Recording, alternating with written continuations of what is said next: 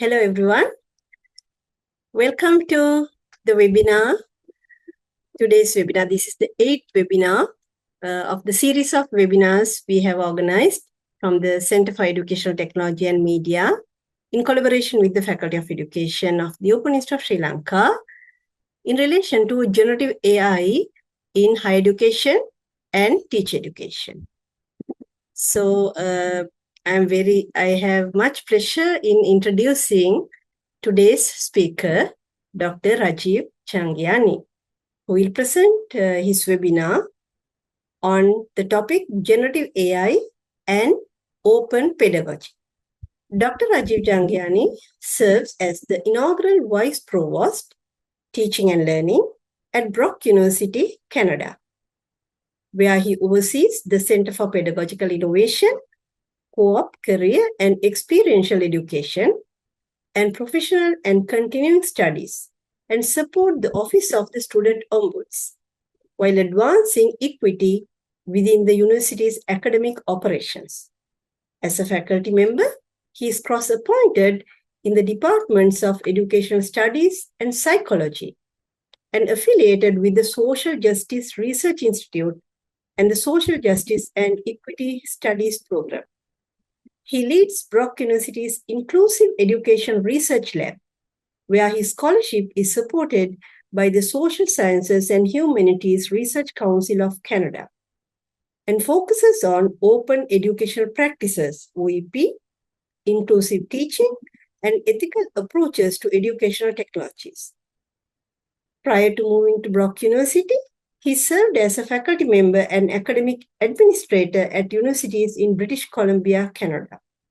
Most recently, he served as the Associate Vice President, Teaching and Learning at Kwantlen Polytechnic University, KPU, where he led the development of Canada's first zero textbook cost degree programs and was responsible for the Teaching and Learning Commons, open education, academic integrity, prior learning assessment and recognition, and continuing and professional studies.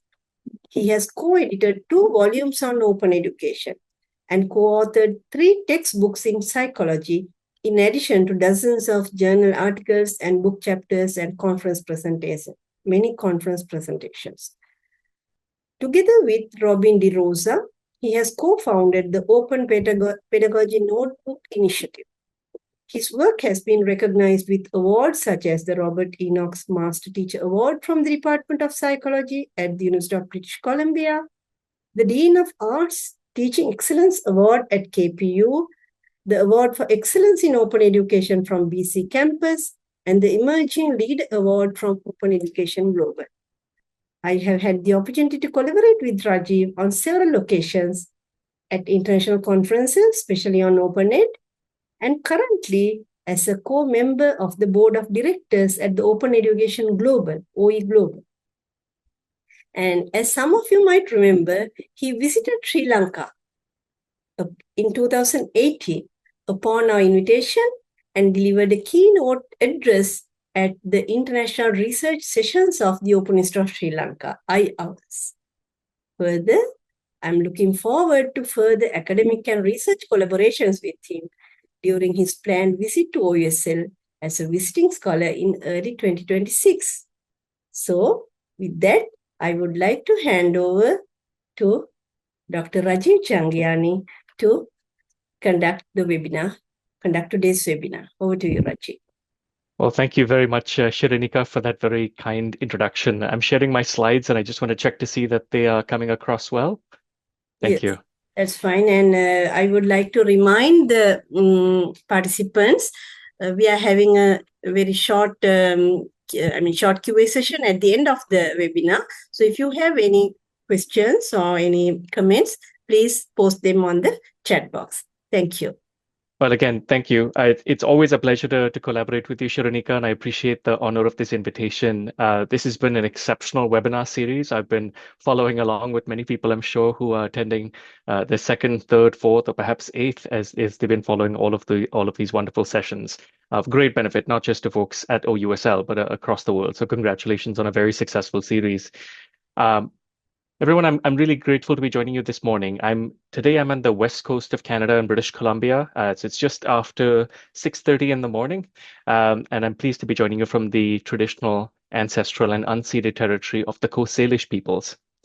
Um, as you can see, the topic of today's webinar is going to be really talking about two things that are incredibly important, vital in mapping the future of where we go when it comes to assessment in higher education, at least in my opinion. And of course, generative AI has been on everybody's lips for the last 3 years and many others for a while longer. But for those of us who work in open education, increasingly over the last decade, our conversations have morphed from just talking about resources or open educational resources in particular to really thinking more deeply about teaching and learning and the practices that get unleashed or get released when you really leverage some of those permissions and think more about the role of the student in the educational process. So today we're going to hopefully talk about a little bit of both of those. Here's a bit of an outline so you know what to expect. I'm going to start not by assuming that everybody is very familiar with open pedagogy. So I will give you some basics, talk about conceptually what this means. We'll particularly talk about open pedagogy in the context of learning assessment, and then dwell on some ethical considerations with that important practice. And we'll do the same when it comes to artificial intelligence, and in particular, generative artificial intelligence. And then later on, I do want to talk about some contemporary developments when it comes to open education and AI together, some current points of conversation, some tensions, points of divergence, perhaps, and possibilities for the future. But what I'd really like to finish, and hopefully that will lead us to a nice discussion where I welcome and look forward to your questions or even your reflections following my presentation, is a series of reflections or perhaps self-reflective questions that I think educators need to be asking themselves at this interesting time of teaching and learning. So I'll start by just talking about open pedagogy in broad terms, all right? And again, many of you will be familiar perhaps with open educational resources as a foundational concept over here. And just as a quick reminder, open educational resources or OER are really any teaching and learning resources. They could be published in any format, any medium, and they are either in the public domain or they've been published and released with an open license. And that open license typically means that we have at least 5 permissions. We are able to reuse it without asking for permission. We can, of course, revise it. So that's localize it, contextualize it. We can remix it. So you can combine two or more OER, for example. We can redistribute it, share it with other people. And of course, we can retain it forever. And so that's often, I think, the defining characteristics that we talk about when it comes to OER. It's not that it's free, it's not that it's online. It's the permissions and the liberties. It's not freedoms, not just that it's free, in other words. So with open pedagogy, there's different definitions and understandings of it. So I'll share three of my favorite ones with you, and you'll see, I think, a bit of convergence over here.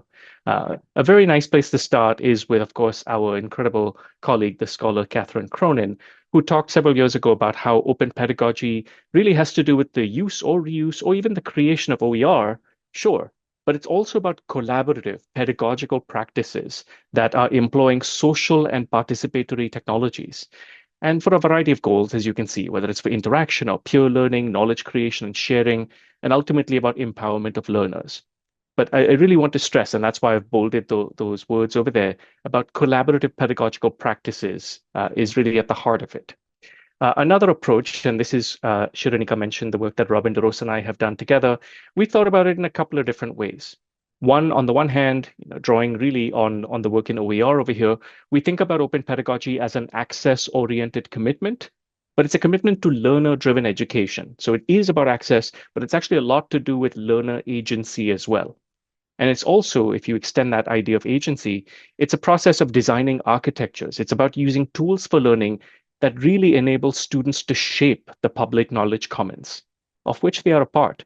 And we look at several examples of this, but it's about co-construction of knowledge. It is about the democratization of the learning process. It is about moving away from a traditional top-down model of education as well. And perhaps my most recent and now my favorite definition of open pedagogy comes from this wonderful book published just last year, edited by Tiffany Tijerena.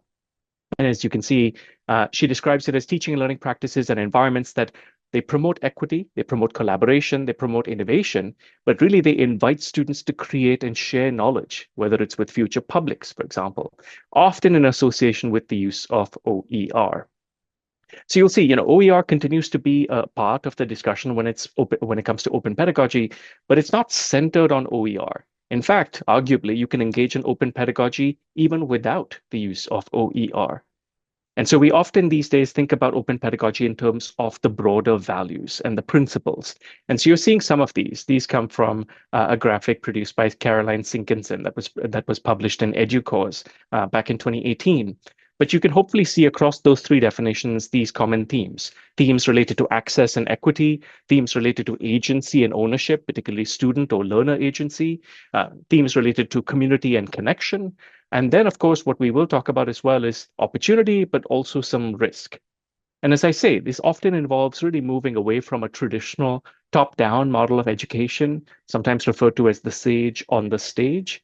And this is where open pedagogy draws not just on open licensing and OER, but also the important tradition of critical pedagogy. And so I'll quote the work of Paulo Freire over here, the Brazilian educator and philosopher, who described what he called the banking concept of education, which he says that model, banking model, it turns students into containers to be filled by the teacher. And so the more completely she fills the receptacles, the better a teacher she is. And the more meekly the receptacles permit themselves to be filled, the better students they are. And so education thus becomes the act of depositing, in which students are the depositories and the teacher is the depositor. Finally, in the banking concept of education, knowledge is a gift bestowed by those who consider themselves knowledgeable upon those whom they consider to know nothing. There's a lot to unpack over there, of course, but I do think it's important to connect theoretically with this long-standing tradition of critical pedagogy, which is where I think open pedagogy draws a lot of its inspiration from as well. And so in practice, open pedagogy can involve everything from co-creating and co-designing learning environments with the students to what we will talk about next in terms of learning assessment. But when I say learning environments, think about where students can be invited to co-create the learning process. Maybe in some cases, it's helping determine what topics will be covered in the course, the content. Maybe it's about course policies and shaping it with students so they can actually own the policy because they've co-created it with you. Maybe it's about schedules of work. Maybe it's about choice of assignments. Maybe it's recognizing that not every learner starts in the same place or progresses at the same pace, despite the structures that we have in mass education today. But when it comes to learning assessment, and I think that's mainly what we're going to be talking about today, we often interpret open pedagogy as the use of assignments that are not disposable. So non-disposable assignments, sometimes known as renewable assignments. And I'm highlighting this particular article because I think they do a wonderful job of providing three dimensions along which these renewable assignments vary and differ from traditional disposable assignments. And I will say, I know it sounds a bit pejorative, it sounds like a bit of an insult, but traditional assignments are called disposable in this context because although they do serve student learning, ultimately, whether it's a digital copy or a physical copy, they often end up in the recycling bin. In that sense, they don't contribute to any greater purpose beyond student learning, which of course is important. And so with non-disposable assignments or renewable assignments, we talk about it having a larger audience than the instructor. It could be public scholarship, for example. We talk about it having a longer life than the term or the academic year. It could live online indefinitely, for example. And it has a greater impact or gravity, if you will, beyond the individual student's learning. It has a greater purpose, which is also where it connects with the idea of authentic assignments.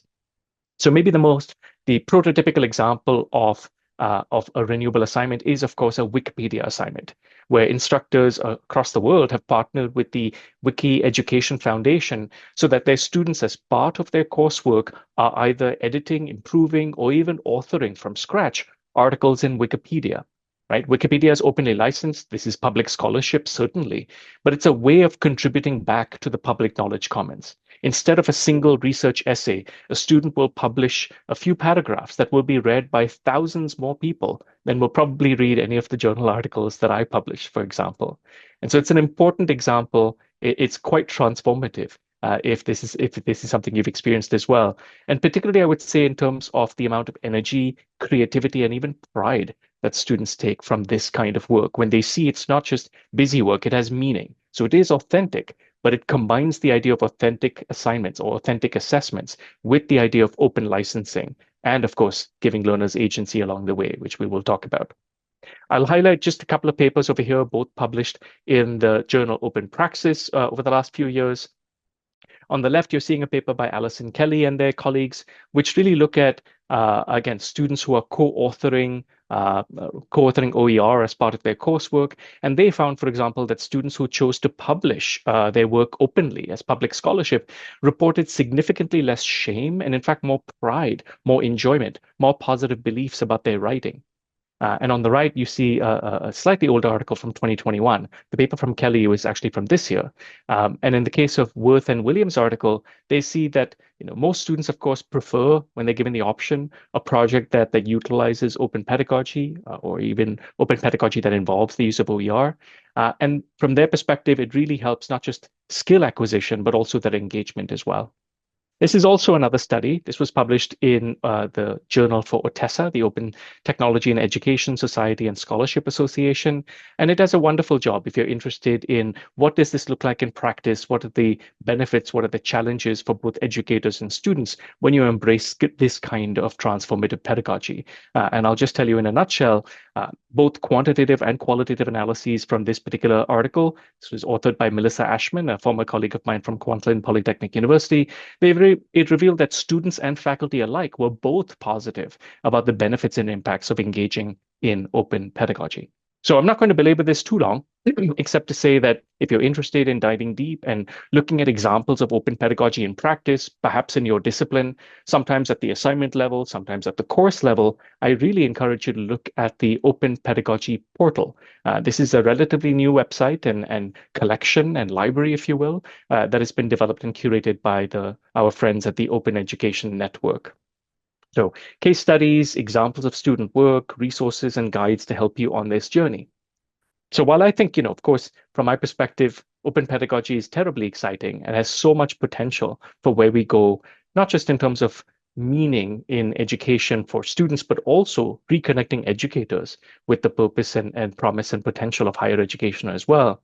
It is important, I think, to think critically about the use of open pedagogy, because as with many things, we can look at pedagogical practices that are effective, pedagogical practices that are engaging, but these can still be pedagogical practices that can cause harm if we do not approach it critically.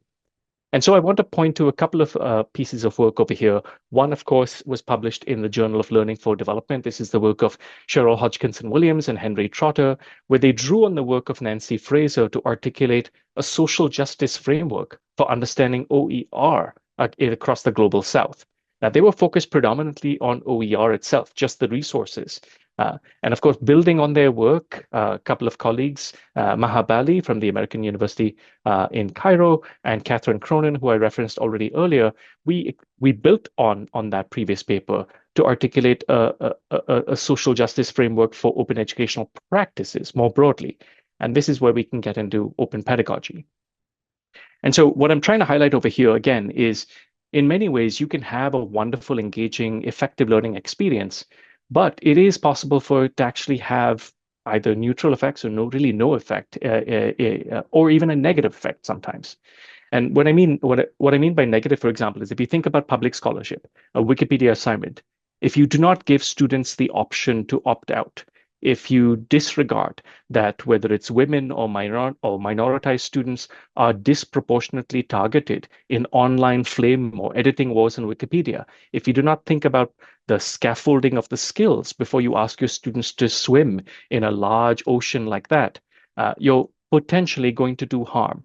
So students need support, they need education, they need choice. It is their choice whether or not they publish openly. It is their choice, even if they're publishing openly, which specific open license or Creative Commons license they wish to adopt. And so there is quite a bit of thinking that has to go behind this if you're going to avoid doing harm with the very best of intentions. The other two columns, the one in the middle and the right, articulate ways in which, for example, open pedagogy can be positive, but there's different levels of positive, if you will. In the middle, we can talk about using open pedagogy in a way that advances justice. Of course, you can make scholarship more accessible to populations who cannot be able to afford subscriptions to traditional journals by translating and freeing up that work and publishing it in Wikipedia, for example. And that's a positive impact. But a truly transformative impact goes much further. It thinks critically about the broader systems that we work within. And so we often think about open pedagogy as either being, let's say, instructor centered or student centered in its design. We can think about it in terms of being more content centric. It's just about the content and delivering that content. Or is it more about the learning process? Is it more process centric or is it content centric? And finally, is it primarily just about teaching? Is it just about pedagogy? Or is it actually to do with social justice as well? And if it's more student centered, if it's more process centric, and if it's more geared deliberately towards social justice, that's when open pedagogy carries the potential to be truly transformative instead of positive, but just ameliorative. And so I want to recognize this is a broader shift that's taken place in the literature. I think as the field has diversified, as work has become a lot more critical, you even see research frameworks for looking at OER that now we used to just look at things like the cost savings to students, the outcomes, are they performing the same or differently when they're using OER? What are their perceptions? What are their experiences? And now we've gone from those kinds of frameworks to really thinking about social justice as part of this. This is an essential part of the whole learning design now. And so the last piece with open pedagogy I'll leave you with is a recent article that my team and I published. This is two fantastic graduate student co-authors at Brock University over here leading this work. And what we did is we really tried to take the principles of open pedagogy, right from course policies to course assignments to course materials, and integrate it into the design of a hypothetical course. And we exposed our students to these different versions of a syllabus, of a course outline for this course.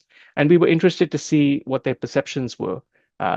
Does it change their sense of belonging at the university? Does it change their potential behavior? Are they more likely to want to register and take courses that are deliberately geared towards social justice? And I'll just share with you at a high level how we design things. Keep in mind, this is the same syllabus and this is psychology research, so it's very experimental within subjects design. And so the baseline is really typical instructional design and delivery at a large university in North America. You have an expensive commercial textbook that often has an access code for an online homework system as well. You have a traditional research project, let's say a research essay, and the course policies are quite strict. Zero tolerance for missed attendance or no extensions for late assignments and those kinds of things. And then we tried to go further. And so when we say redistributive, we're talking about redistributive justice. So this is trying to reallocate resources to those who by circumstance have less. And so the use of OER, in this case of an open textbook, of course, advances redistributive justice because you're saving students a lot of money over here, particularly students who need those cost savings. But you can also think about it in terms of, as I said, moving from a traditional assignment to a Wikipedia assignment, a renewable assignment, and then thinking about other kinds of course policies that support particularly redistributive justice. The next level, we decided to push further and go to not just redistributive, but also add recognitive justice. And this has to do with sociocultural diversity of the curriculum.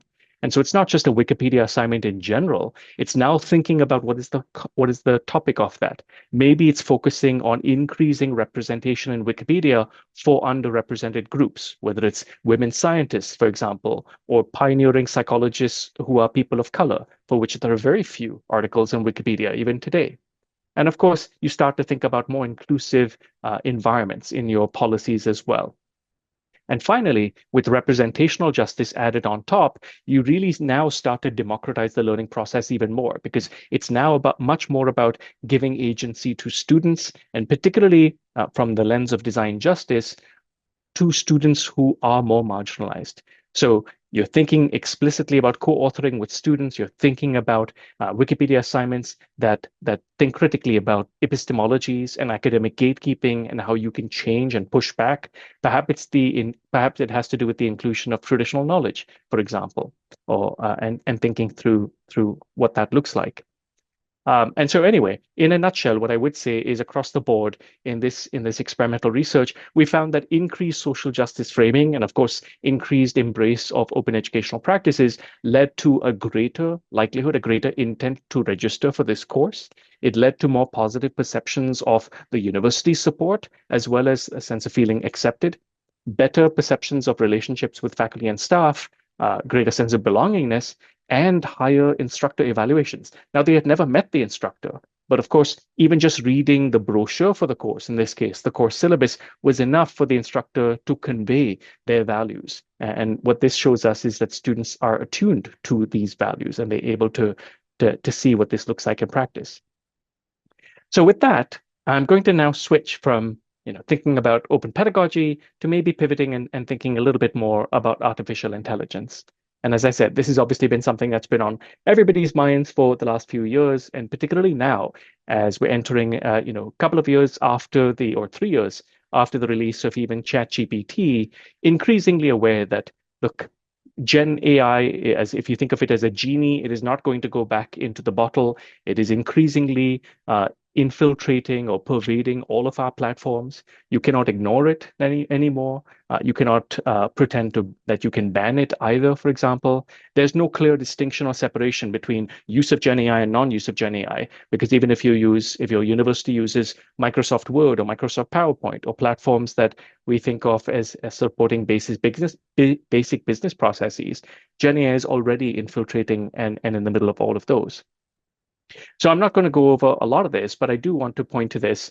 This is actually a slide that comes from my fabulous colleague, Nick Baker at the University of Windsor, where he's the newly appointed special advisor on AI. And over here, this is just to clarify that, when we talk about AI, sometimes we're not always talking about the same thing. Very often we are these days talking about generative artificial intelligence near the bottom over there, which is really a subset of deep learning models, as you can see, that generate content. So it could be text, could be images, could be video, could be code, could be multimedia. But that's all part of a broader category, which is deep learning. Itself is part of a category called machine learning, and then so on and so on. The two outermost circles over there are not yet with us. They are hypothetical, but potentially not that far away when we think about artificial general intelligence as a hypothetical form of AI that can understand or learn any task that a human can do. So instead of being able to just outpace a human's capabilities in one specific narrow domain, this is potentially something that's able to match humans across the board. And then when it comes to artificial superintelligence, this would not just match humans, but in fact outstrip humans. This is at this point not that far away from us, in fact. So just want to make that note. So even though I'll make quick references to AI, sometimes people are talking about different elements in this concentric series of circles over here. But very often, I'm going to use this as shorthand for generative artificial intelligence. And so we know, of course, from this Microsoft study as just one example, that educators have been using Gen AI quite a lot, often to brainstorm new ideas for lesson plans, supporting materials, assignments, including perhaps authentic assessments, open pedagogy. It is always amusing to me when people ask Gen AI for input or ideas or try and generate examples of how you can mitigate the use of Gen AI in your assessments itself. If it was self-aware, I'm sure it would find it very funny. But of course, creating lesson plans, simplifying topics, providing summaries, sometimes supporting accessibility. You think about providing captions or note-taking or summaries. And again, it's not that this is perfect at all, but these are very, very common uses of Gen AI by instructors. We can also look at cases where universities have gone not just in a light casual level, as I just showed you, but at a really deep level. And so this is an example of a use by, I think, a university in the world that's among the leaders in the space. They've invested a lot of money and they have the resources to do so. This is Arizona State University, where they have deployed not just generative artificial intelligence, but agentic artificial intelligence. And agentic AI now is is a version that involves less human intermediation. It's able to process information with less human direction, and so more autonomy. And in this case, they've created a series of bots and then they've stitched them together. So if you look at the left, They have one AI agent, for example, that will generate the course outline and the learning objectives. Another one that generates the syllabus. Another one that generates the learning modules for the online environment, for example. Another one, if you can believe it, that actually creates and drafts the scripts for the lectures. And another one that drafts the assignments as well. Now, you'll see at the bottom, everywhere you've got faculty edits and approval, because of course, you need to have enough expertise to be able to understand when it's accurate or not. And it's incredibly dangerous to deploy agentic AI without that kind of oversight. But this is an example of a university that's really leaning into this. They are not saying, well, educators may use it casually, informally, in some of the ways that you saw on the previous slide. This is systematic. This is provided by the university. And this, I think, in many ways, will lead many people to start to reflect on what is the role of the educator in 2025 and beyond if this is the kind of support that you can anticipate from Gen AI. Now, I should be clear though, I'm not suggesting that this is feasible for most universities. We certainly need to think about the environmental footprint of the University of Arizona's enormous reliance on server farms over here to power their AI. Nor do I think it's necessarily desirable, but that's of course an individual question. So that's just an example, big spectrum for educators using Gen AI, of course, across the board. And then, of course, with students, we know that they're doing this as well, whether authorized or unauthorized. And that's where we can talk about academic integrity as well. And sometimes to just get started, to brainstorm, right? Staring at that blank page can be very intimidating for learners. Summarizing information to getting quick answers. They often use it as a search engine, of course, these days, to get initial feedback. Sometimes you can do this more systematically. My university is about to embark on a year-long pilot with a platform that gives student AI-driven feedback on their writing structure. So not the content, but things like citation styles and spelling and grammar, flow, things like this. And then, of course, ultimately, when they submit their work for instructor evaluation, instructors have to do less of the low-level feedback, and they can focus their thinking at a higher level. So that's an example of kind of iterative assignments that are taking advantage of AI-driven feedback that you can scale. Lots of other things. Of course, you will see some of these unauthorized uses down the list to do my assignments for me, for example, and that was 22%. These are data from this year, but you can imagine that's an underreport, and that's why there's so much tension between AI and AI. And when I say that, I mean artificial intelligence and academic integrity, as many of you will know. One of the things I love pointing to, though, and this is where, especially when you think about learner agency and some of the values that drive us in open pedagogy, I was really impressed with this particular document. So the students at the London School of Economics put together a student manifesto. So from their perspective, they saw what was changing at the institution. They saw how faculty were responding to Gen AI, perhaps in terms of changing their assessment structure, perhaps saying, well, we can't do online assessments anymore. Some people are saying, okay, we need to bring people back to in-person oral examinations. And that's part of what provoked, I think, their work in this space. So I'm not going to share all of it, but I will share three key principles, which I think are powerful, especially when you recognize these come from very thoughtful students. So for one, they call upon the university, the London School of Economics, to recognize that, first of all, recognize that students will use AI irrespective of any restrictions that are imposed, right? This is truth. They're being honest about this. Any restrictions placed on the use of Gen AI should be thoughtfully considered with a clear explanation of the rationale.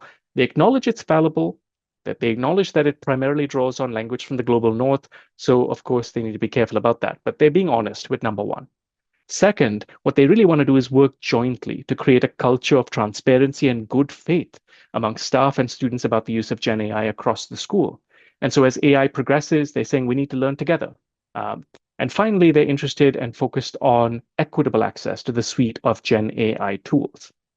So again, I think it's a wonderful place to start that discussion. And remember that students are partners over here in the process. So for example, if we are requiring students to disclose their use of Gen AI in their submitted assignments, should we not also be thinking about requiring educators to disclose their use of AI in the construction of assignment guidelines, for example, right? We have to think about ethics in a consistent way across the board over here. In Australia, I think it's one of the places that that has been doing the most interesting work in the space. And I'm not going to again go into this in too much detail, but if you're unfamiliar with the work of TEXA, the higher education authority over there, I do think this is a very sensible way to lay out the possible slate of responses, the spectrum of responses for universities when it comes to Gen AI, particularly in the context of teaching and learning. And what they're really saying is, look, you can't ignore it. That's not really viable.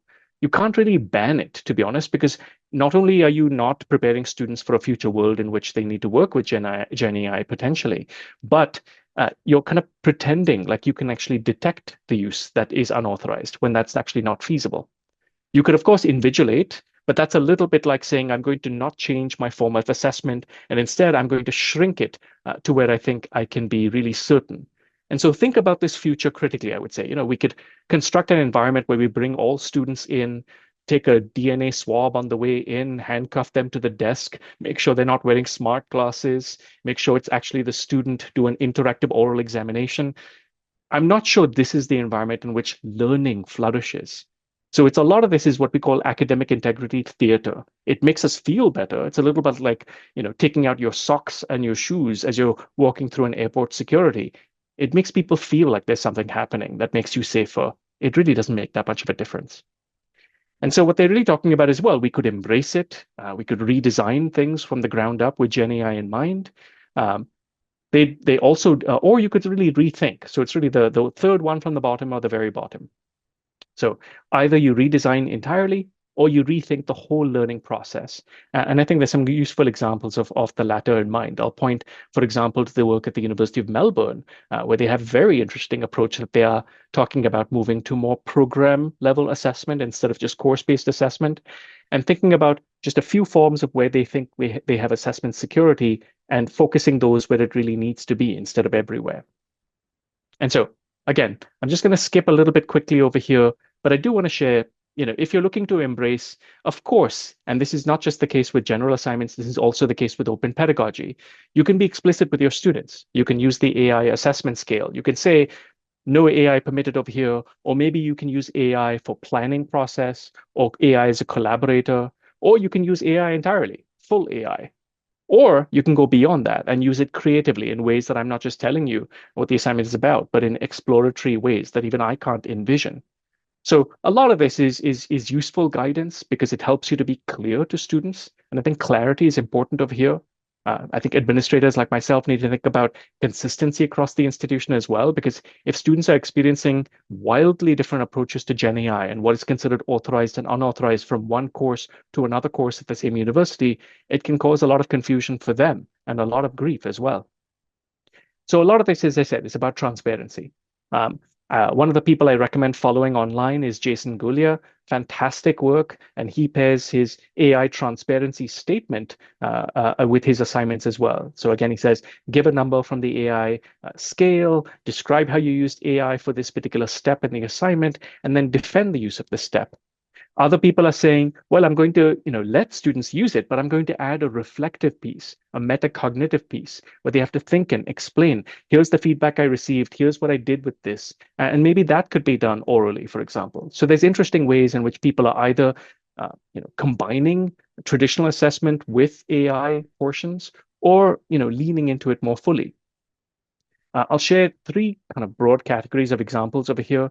If you think about a more traditional instructor designed kind of assignment over here that draws on I would point to the AI Pedagogy project. It's based at Harvard University, and they'll have examples of assignments like this, where you compare and reflect on a primary source. And so you compare a human generated critique with a chat GPT generated critique. And part of that is you thinking critically and building some information literacy around the limitations of AI over here. But this is a fairly, straightforward, basic way of integrating AI if you want to embrace it in the context of different perspectives. There's work in healthcare where they're looking at simulated telephone triage calls with an AI chatbot to help, let's say, nursing students practice clinical reasoning and decision making. Or you can even look more explicitly at the limitations that I pointed to earlier with AI to look at how deliberately guide them to misuse AI for a misinformation campaign. And that's what helps, I think, raise some of that critical thinking to expose some of AI's shortcomings and threats. So these are all examples of sort of instructor designed assignment that incorporates OER in one way or another. And there's dozens and dozens of them. A totally different approach, or not, I mean, somewhat different approach, is combining a more traditional form of alternative assessment, in this case, peer assessment, with AI. And this is what they call the PAIR framework at the University of California at Davis, where you have students who discuss, they do peer review between each other as humans, then they prompt the AI tool to read the same drafts. And then, of course, they're critically reflecting on both the peer feedback and the AI feedback. So there's interesting ways in which it's not just an individual student now, it's also working with that peer dynamic. And it involves a little more learner involvement over here. Or you can do the other pair framework, which I'm trying to remember, this comes from a university in the UK over here. It'll come to me. But over here, they're really allowing students to figure out what is the appropriate AI tool, interact with it, and then, of course, add that reflection piece in response to the problem that is the start of the assignment. So what I really want to point to, though, as in the last kind of 5-6 minutes over here is, just as with open pedagogy, there are ways in which you have to be critical about it. If you're not going to do harm with the best of intentions, of course, we need to think about ethics in the context of Gen AI over here. And whereas there are UNESCO documents that talk about ethical principles, there are national level documents, like over here, these are Australia's AI ethics principles, for example. Sometimes universities have their own principles. Here's a good example from Canada at McMaster University. These are very often, and I'm just putting on the screen 10 very common ethical considerations that come up when you're thinking about access and equity, you're thinking about students' data and privacy, you're thinking about amplification of societal biases, you should be thinking about environmental impact, accessibility, the fact that we don't know how these black boxes work. So there is no transparency. There is no openness over here. Even if a company calls themselves OpenAI, that's a little bit like open washing. We do need to think about the theft of intellectual property over here and how Gen AI works in this rather opaque way. We need to think about liability. Recently I saw the case of a airline where a chatbot gave incorrect advice to somebody, and then they ended up suing the airline because they lost several $1,000s worth of money due to that incorrect advice. And of course, we need to think about the implications, not just the positive implications of economic impact, but the impact on labor. And as educators, we need to think about cognitive offloading. What does it mean if we are constantly, and our students are constantly delegating some of these thinking and skill development? What are they not going to have by the end of that learning journey? We need to think about what is known as the paradox of participation. And so whether it is traditional knowledge that's indigenous knowledge, or whether you're from a linguistic minority group, there is pressure to contribute your IP, your intellectual property, to the corpus of AI. Because if you don't contribute, you might be basically erased from the future of this, what is looking like a search engine. But if you do, you're handing over something you really don't want to hand over either. I also want to acknowledge that when it comes to the teacher-student relationship, trust is an important piece over here. And so what does it do to the teacher-student relationship if a student is looking and seeing that, my instructor is using a lot of Gen AI materials? And I'm not saying this is a wrong thing. You want to be transparent about it. But it is, of course, important that you have enough expertise to use it effectively, that you can evaluate the accuracy, for example, and that you think about it and use it in a way that does not undermine your credibility as an educator. So the last few things I'll share is, there is, of course, an ongoing discussion when you put them together. How does open education, OER, open pedagogy relate to Gen AI? We, of course, have the Dubai Declaration. That is a recent development. And this pointed to potential opportunities to advance work on OER with Gen AI. It stressed the importance of transparency, equity, inclusivity, and collaboration with Gen AI. And it stressed the importance of open ecosystems as key to supporting access while respecting and protecting intellectual property as well. But if we don't do this, what I will say is many of you will be familiar with the whole spectrum of open licensing. And right now, over the last 2-3 years, what I've seen is a general retreat towards more conservatism. People used to be much more happy to publish their work with a Creative Commons attribution license. But when they started to recognize that these AI companies were basically taking it and drawing on it, not just drawing on it, because you want people to reuse your work if you're publishing openly, but without attribution, that is theft. That is different. And so it started to create a bit more conservative retreat in terms of the level of open licenses. And I see more and more non-commercial license. I see more and more share alike licenses as a result. And Creative Commons as an organization, of course, is working on this. And I want to point to the CC signals as a development that's in progress. This would allow people who hold and own data sets to basically signal their preferences for how their content, their open content, can be reused by machines based on a set of meaningful options that are shaped in the public interest. So it's a technical tool, it's a legal tool, but it's also really a social proposition. And if you think about this in the context of open pedagogy, this is really important because it's not just about student IP in the context of CC licensing. It's also about how your student work will be drawn on, added to the corpus of GenAI, and then used to feed responses to future queries. So in closing, what I would like to say is, as you will see, this is a cute little badge that comes from Laurie Phipps and Donna Lanclough, but it's true. EdTech will not save us over here, right? There are some people who will excitedly point to the possibilities of creating, localizing, translating, enriching open content. They will salivate at the potential gains and efficiencies and the data extraction that comes from unabashedly embracing platform capitalism. But I will urge some caution in this discussion because with AI, you can see a great race to make knowledge available more widely, but also making hallucinations and misinformation more widely available. You can see a race to provide more personalized education, but somehow they're doing it in a way that makes education incredibly impersonal with fewer humans involved. There's a rhetoric around democratization of education, and yet what we see is an oligopoly when it comes to AI providers and privatization of education through this philosophy of neoliberalism. There's a desire to draw on as large a corpus as possible for training data, but done in a way that steals IP from writers, artists, scholars, and students. There's a promise around widening access, but in many ways, it is also capable of widening inequities. And so I'm not saying that there are no good possibilities over here, but the risks are significant. And so these are some of the reflections that I think educators need to pose for themselves.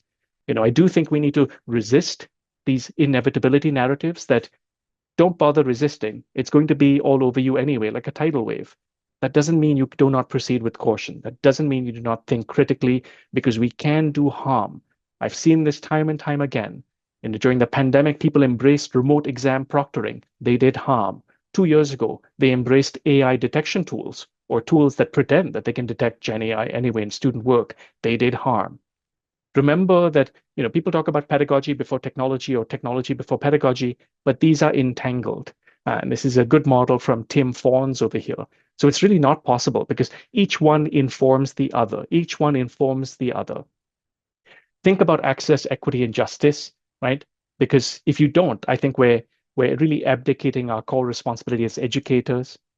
And when we talk about agency, think about learner agency, not just the possibility of agentic AI, which actually strips more agency away, and what's required to oversee that kind of agentic AI as well in terms of expertise, right? When it comes to assessment, we are often focused on assessment of learning, but assessment itself influences and shapes and supports learning. So think about both assessment for learning and assessment of learning. And finally, this is my last point, is so much of what's happening today, I think, feeds into this overwhelming feeling of education as a transaction. And students are paying for this, they want something, a product in exchange. But instead, I think what we need to think about is transformational education. And if I'm going to tie this back, one of the reasons why open pedagogy is so powerful as a pedagogical approach is it does focus on democratization. It does focus on learner agency. It does focus on the cultivation of critical consciousness among students.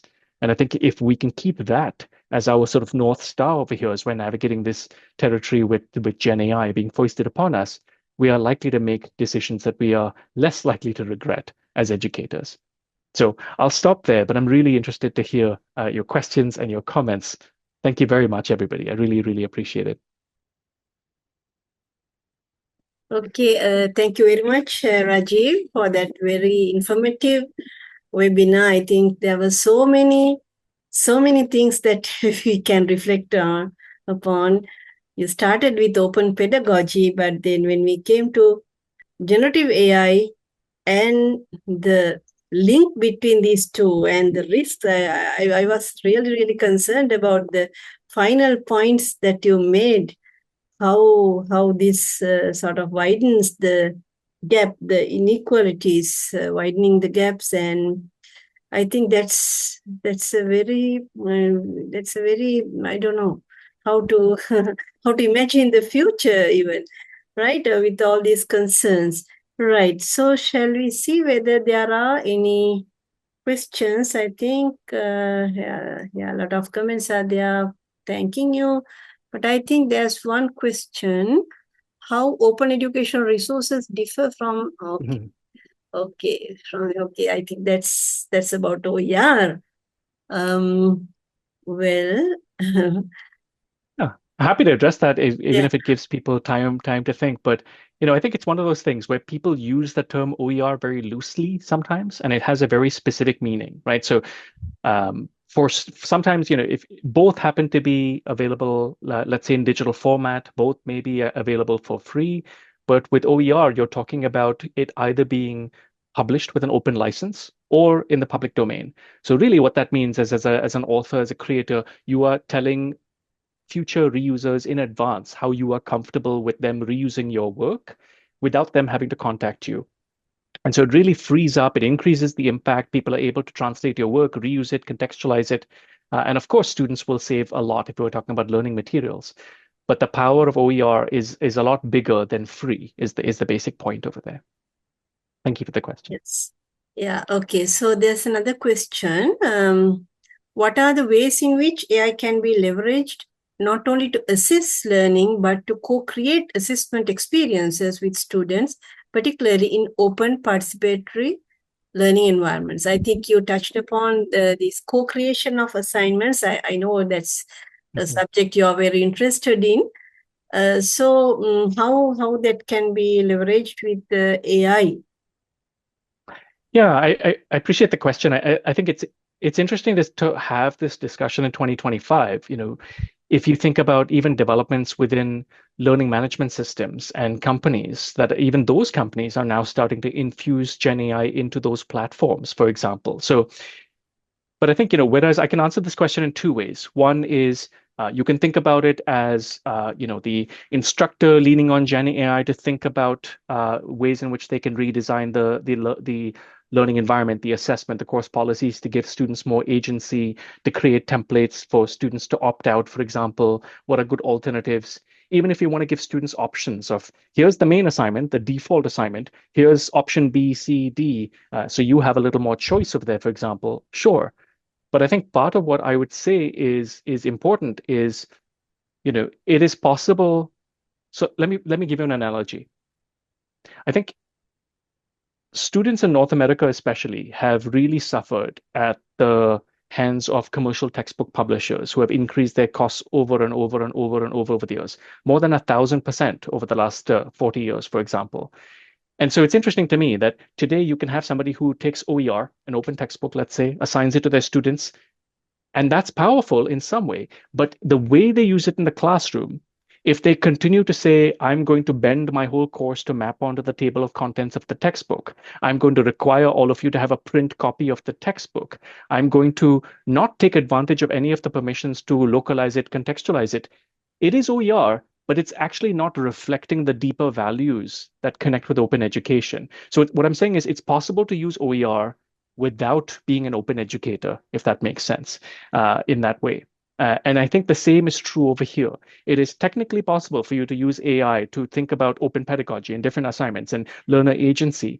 But if you don't reflect critically on the values of what is open pedagogy all about, what is the actual goal over here?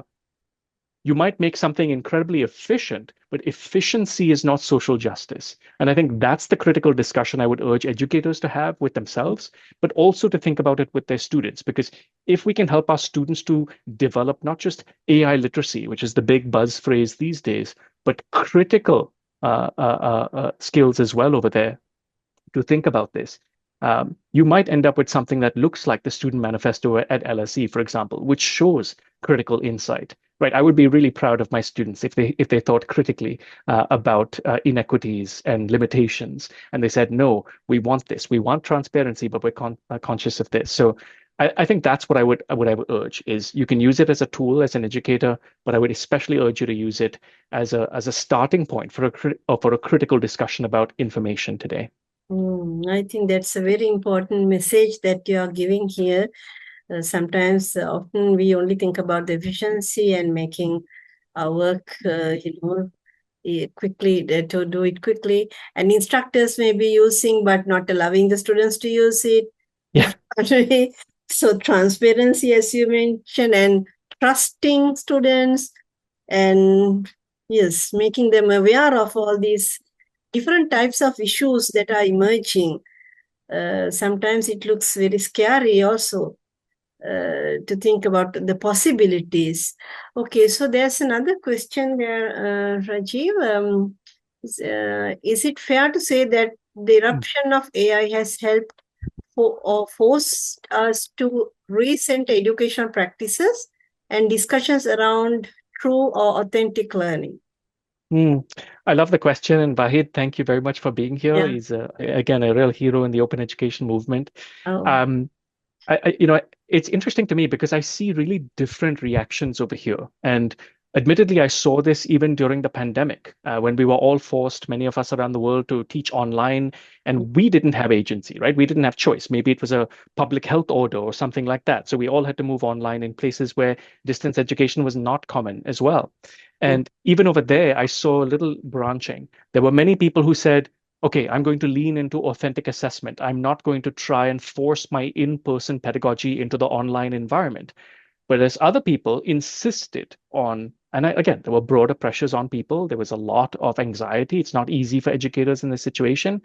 But there were people who said, no, I'm not going to change. Instead, I want an online remote exam proctoring situation so I can continue to invigilate the same way I would in the classroom. And I see the same thing over here, where I do think there's a lot of people who are stepping back and saying, okay, this is a different world now.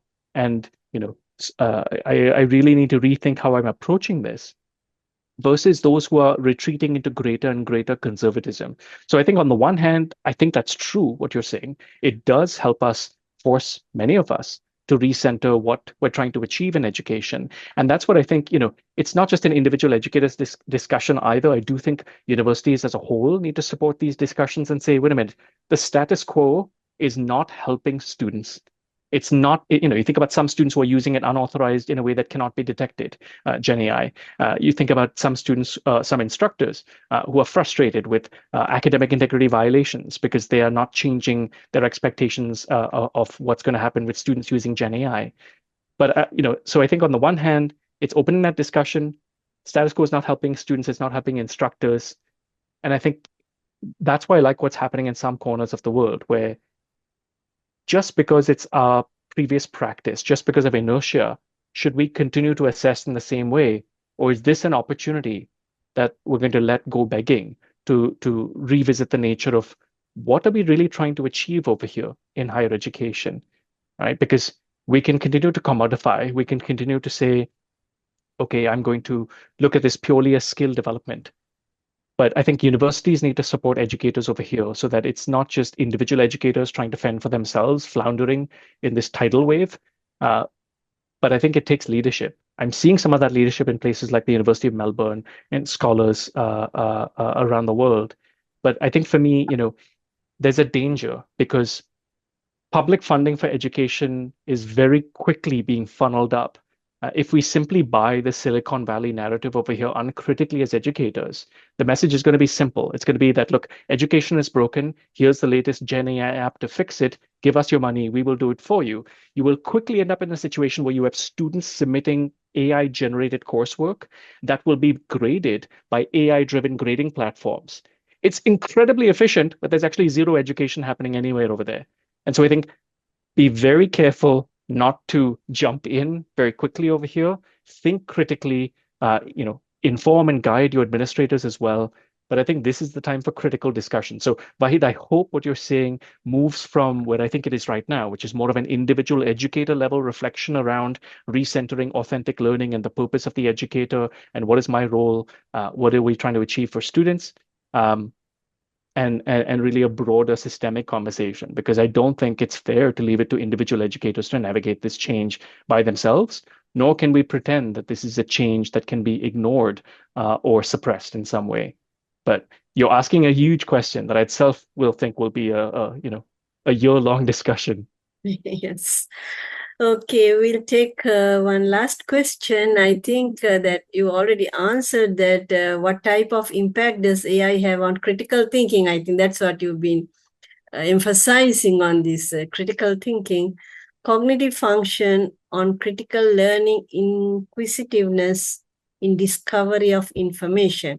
I think, okay, you Yeah. already answered that to some extent. If you want to Yeah. highlight anything. I mean, I'll maybe give a quick follow-up over here. And I just think about, as a psychologist, years ago, there was really interesting research I was reading, I remember, where when smartphones became really popular, and there were interesting studies with, tourists who would go to different environments, and the more they took photographs in that environment, as opposed to just experiencing it and soaking it in, if you looked at their memory of that environment later, it was weaker because they actually had encoded less in terms of their actual neural connections from that experience, which is fascinating, right? So that for me is a foreshadowing of what we see today, which is a lot of cognitive offloading is the idea. And one of the slides I had on when I talked about that referenced a blog post by Mahabali. And she had a really, I think, a useful analogy where she compares it to, let's say, taking an elevator or a lift to walking up the stairs. It's not a perfect analogy, of course, but you think about the energy you expend. Yes, it's more efficient in some ways, but what are you losing? If you never exercise at all, if you're always taking the elevator, if you're always reliant on the environmental impact of power generation over here. And she notes it's not a perfect analogy because sometimes with Gen AI there are hallucinations, so it'll deposit you at floor number 2.75 instead of floor 2 or 3. But I think it's an important question around the cognitive offloading piece. And yes, there are skills that people would benefit from, but even there, it's not uncritical. And so, if you engage students with this, if they see meaning in education, if they understand the value of the skills that you are helping them to develop, even they will think 3 times before uncritically embracing AI, because they know ultimately when they work as a nurse, if they don't have the skills, that's a problem. If they're flying a plane and they don't know how to land it, that's a problem. There are skills that we need to help students develop, but the key bit that maybe we need to do more of now is articulating more clearly to students what the value is in the connection between the learning activities, the learning assessments, and the learning outcomes. And genuinely, if some of those learning outcomes are less meaningful today, we need to change, right? I'm not going to ask my students to memorize APA style citations in 2025. It's a waste of time from my perspective. And so we need to interrogate what is still a valid and useful learning outcome. And if you're confident about that, have that discussion with students. And then after that, if they still decide that they are going to make the decision to de-skill themselves en route to graduation, that's at least an informed discussion. But I think we need to be clear about that value. Yes, I think we can go on discussing. It's very interesting. There are so many interesting points you raised. We were talking. I mean, earlier we used to talk about cognitive overload, but now we are talking about cognitive offloading. That's I don't know, very well. I don't know. So I think as you said, it's very important that as educators, we need to be aware of these things and engage in critical discussions. I think that's the main purpose of this series of webinars also to encourage discussion among various aspects of in generative AI. So I think the time is so now, and there are so many comments that it has been very valuable and useful for everybody. I think there was a very good participation today. Over 100 participants were there. Yes, so I think it has been a very productive session, Rajiv. I thank you so much on behalf of the Open Institute, the Center for Educational Technology and Media, and the Faculty of Education. And on behalf of everybody, I thank you so much for spending time with us today and sharing your very insightful thoughts. I'm sure once we upload the recording to the YouTube, there will be many views because there are so many. I mean, there are so many things that you touched on. I think we it's good we can revisit them by watching the video. That's why we are uploading all these webinars on our Open Education YouTube, Open Education OUSL YouTube channel. And I hope you will share your slides also with us. Absolutely, absolutely. And thank you again, Sharanika. I really appreciate the honor of the invitation and the fantastic conversation. But if it gives you anything, I would say just we're all in this together. I think across the world, we're dealing with similar pressures. And with any luck, I hope to meet many of the people who attended the webinar today who are from OUSL when I visit next year. But thank you again very much. It was an honor. I do hope that you will, we can do more collaborative work, research probably, which is very much needed. Then all the participants, thank you very much for your participation and your comments and questions. And we'll meet you again next month with another webinar. Thank you very much, everybody, and have a good day.